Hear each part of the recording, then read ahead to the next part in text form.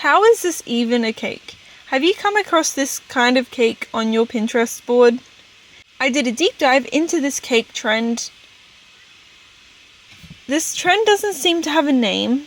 I like to call them maximalist cakes. If you tap that into Pinterest, this style of cake is the most common to come up.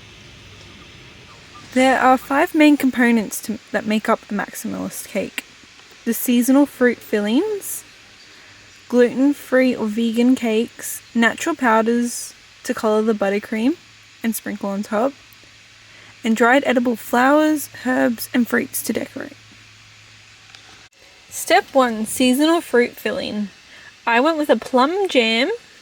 I used 350 grams of plums to 200 grams of caster sugar. Boiled it down for 20 minutes. Step 2. Gluten-free or vegan cake. I noticed most of these bakers use a gluten-free or vegan cake to create the cake. I went for a gluten-free almond and coconut cake. Baked it in 2 6-inch cake tins for 35 minutes. Once they were cooled, I cut one of the layers into a 4-inch circle and 2 2-inch circles, keeping the leftovers of the cake as well. Step 3. Stacking and filling. I noticed that when stacking these cakes, you don't want it to be even. That is why I placed the 4-inch cake off a little to the side and the 2-inch cakes on top of each other.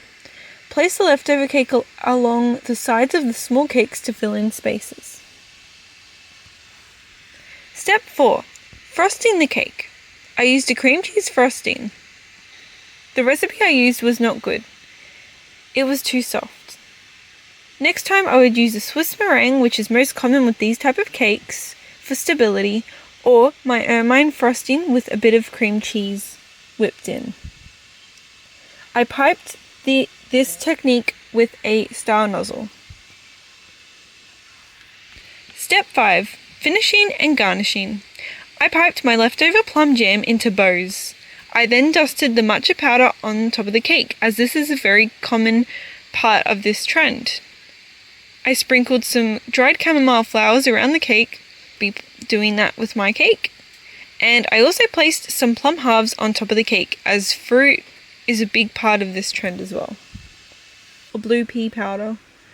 Some people also put flowers with the stamens poking out all over the cake.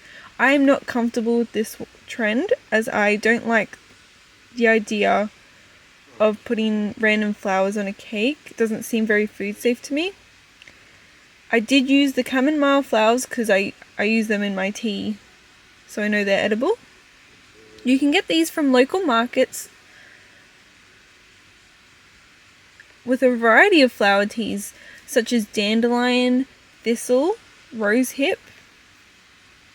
Placing a fresh piece of fruit on top is a big part of this unconventional wedding cake trend.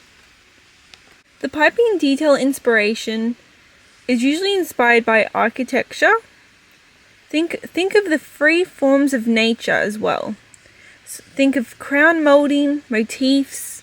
Most about this cake is that you can just throw anything at it and say that's how it was meant to look. It's also great if you want to try out new flavor combo. If you enjoyed this cake tutorial, subscribe for more cake videos in the future.